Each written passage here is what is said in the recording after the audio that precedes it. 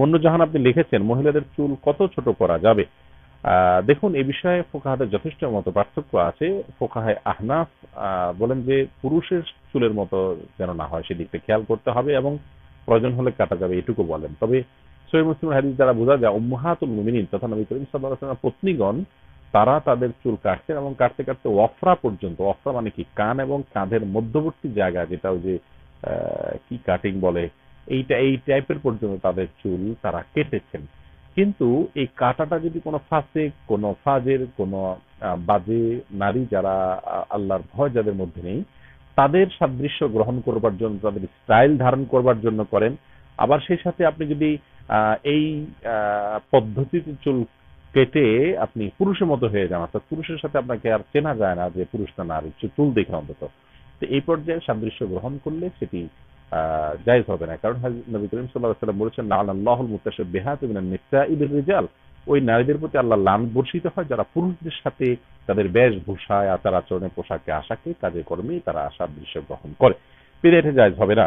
মেহেদি বিপু আপনি লিখেছেন চুল বা দাড়ি কম বয়সে পেকে গেলে কালো রং করা যাবে কিনা। না, কালো রং করতে পারবেন না, তবে মেহেদি দিয়ে কালার করতে পারবেন। নবী করিম সাল্লাল্লাহু আলাইহি ওয়াসাল্লাম বলেছেন গায়রু হাদা শাইব হাদি শাইব ওয়াজান্নিবুস সিওয়াত, তোমরা সাদা চুলকে পরিবর্তন করো, তবে কালো কালার থেকে বেঁচে থাকবে, কারণ সেটি জায়েজ নয়। শানু আপনি লিখেছেন আমার ছেলের নাম শুধু মোহাম্মদ রেখেছি, আগে পরে আর কিছু নেই, এটা কি সঠিক হয়েছে? কোনো অসুবিধা নেই, এটা হতে পারে। নবী করিম সাল্লাল্লাহু আলাইহি ওয়াসাল্লাম জীবদ্দশায় তার নামে শুধু নামকরণ করা পারে, আপনার আপত্তি রয়েছে, কিন্তু তার ওয়াফাতের পরে সমস্যা নেই।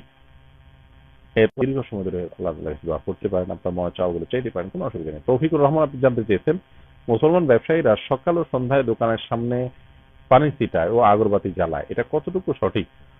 আগরবাতি জ্বালানোর ক্ষেত্রে হিন্দুদের যে বিশ্বাসের জায়গা আছে সেটার অনুসরণ যদি করে তাহলে সেটি অবশ্যই নিন্দনীয়।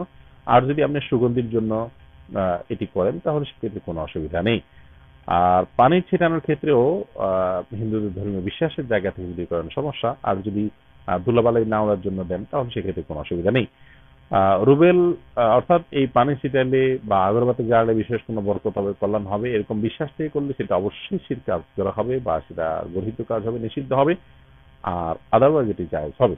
তো এই জন্য আপনার দাওয়াতটা আমরা পেয়ে আনন্দিত হলেও আপনার দাওয়াতটা এই মুহূর্তে আমরা গ্রহণ করতে পারছি না। ইনশাআল্লাহ আল্লাহ তাআলা তৌফিক দেন, পরবর্তীতে আমরা আপনার সাথে কখনো আল্লাহ চাইলে সাক্ষাৎ হয়েও যেতে পারে আমাদের। জাযাকুমুল্লাহ খাইর। তো জুবায়ের হোসেন আপনি লিখেছেন কোন আত্মীয় দাওয়াত দিলে দাওয়াতে না গেলে আত্মীয়ের হক নষ্ট হয় কি? কারণ এখন দাওয়াতের টাকা নেওয়া হয় আর দাওয়াত রাখলে তার অর্থনৈতিক সমস্যায় পড়তে হয়। এইটা এখন যদি দাওয়াত হয় যে দাওয়াতের নামে চাঁদাবাজি হয়, আমরা এর আগে বলেছি বিভিন্ন দাওয়াত আজকাল হয় যে দাওয়াতগুলো আসলে দাওয়াতের নামে চাঁদাবাজি, তো সেরকম দাওয়াত যদি হয় তাহলে সেই দাওয়াতে আপনি না গেলে কোনো গুনাহ হবে না, আপনার জন্য কোনো দায় নেই, কোনো আল্লাহর কাছে জবাবদিহিতা নেই। কারণ আপনি চাঁদা দেওয়ার থেকে বাঁচার চেষ্টা করেছেন, কোনো অসুবিধা নেই ইনশাআল্লাহ।